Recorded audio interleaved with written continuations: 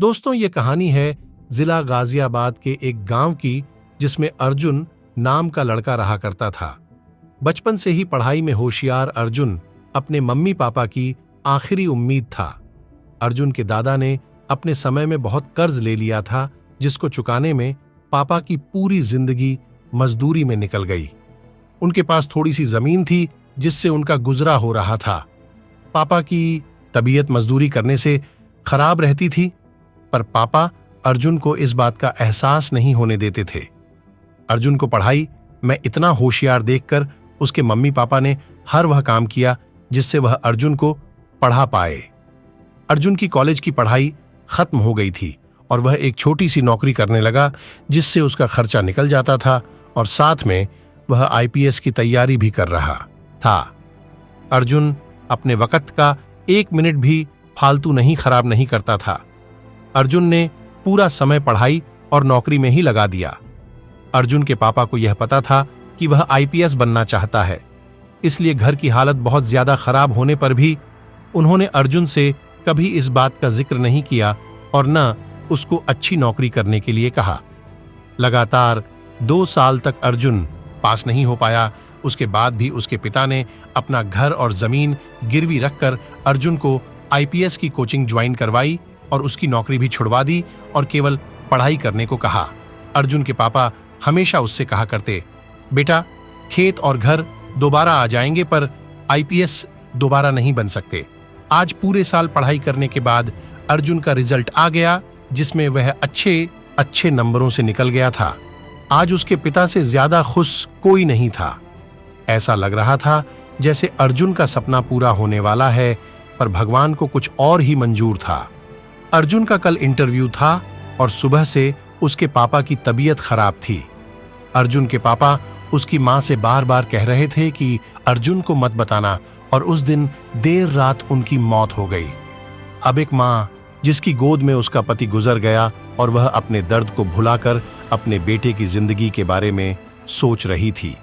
मां ने पड़ोसियों तक को इस बात का एहसास नहीं होने दिया कि उसका पति अब नहीं रहा। पूरी रात ऐसे रोई कि आवाज भी न निकले, और सुबह अर्जुन जब इंटरव्यू देने जाने लगा, तब मां और पापा के आशीर्वाद के लिए उसने मां को कॉल किया। मां ने पूरी हिम्मत लगा दी अपना सच छुपाने के लिए और अर्जुन को आशीर्वाद दिया। और जब अर्जुन ने पापा से बात करने को कहा तो मां बोली, पापा अब तुमसे बात नहीं करेंगे, वह आईपीएस से बात करेंगे। इतनी बात करके मां ने फोन रख दिया।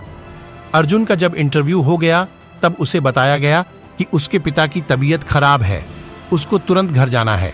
अर्जुन को एक पल नहीं लगा अपने पिता की हालत समझने में। घर पहुंचकर पिता के पैरों में गिरकर वह जोर जोर से रोने लगा और कहने लगा, पापा उठो, देखो मैं आईपीएस बन गया। आज उसके पिता को वह खुशी मिली थी जिसका उनको वर्षों से इंतजार था, पर आज वह इस दुनिया में नहीं थे। भगवान अर्जुन के पिता की जिंदगी में सुख लिखना ही भूल गए थे। पहले वह अपने पिता के कर्ज में जिंदगी भर मजदूरी करते रहे और फिर बेटे के सपनों में फिर घर और जमीन गिरवी रखनी पड़ी। वह जिंदगी में कर्ज लेकर आए और कर्ज लेकर चले गए। अर्जुन के पिता को भले ही जिंदगी में कुछ हासिल न हुआ हो, पर वह अपने लड़के को इस काबिल बना गए कि वह अपनी साथ पुश्तों को बैठे बैठे खिला पाए। अर्जुन की मां ने जो उस रात किया, जिसको करने का जज्बा बहुत कम लोगों में होता है। जब अर्जुन आईपीएस बनकर घर आया, तब मां ने अर्जुन से कहा, बेटा, तुम आज इतने बड़े बन गए हो कि हाजरों गरीबों का भला कर सकते हो। जब भी तुम्हारे सामने कोई गरीब मदद मांगने आए, तो अपने पिता और मेरे बारे में सोचना। मैं तुम्हारे बराबर पढ़ी लिखी और समझदार तो नहीं हूं, पर इतना जरूर जानती हूं, गरीब आदमी की बहुत मजबूरी होती है।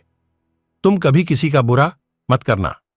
दोस्तों, इस कहानी से हमें यह शिक्षा मिलती है कि वक्त कितना भी खराब हो, हम उसे बदल जरूर सकते हैं।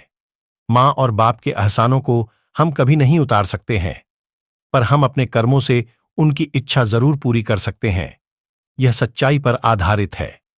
मैं आपने देखा कि कैसे अर्जुन के पिता का जीवन लग गया उसे आईपीएस बनाने में।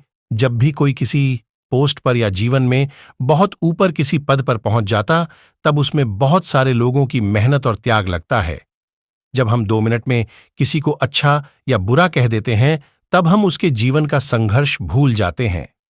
किसी अधिकारी, नेता या बिजनेस को बुरा भला कहने से पहले उसके पीछे की मेहनत और त्याग के बारे में जरूर सोचो, और किसी को गलत कहने से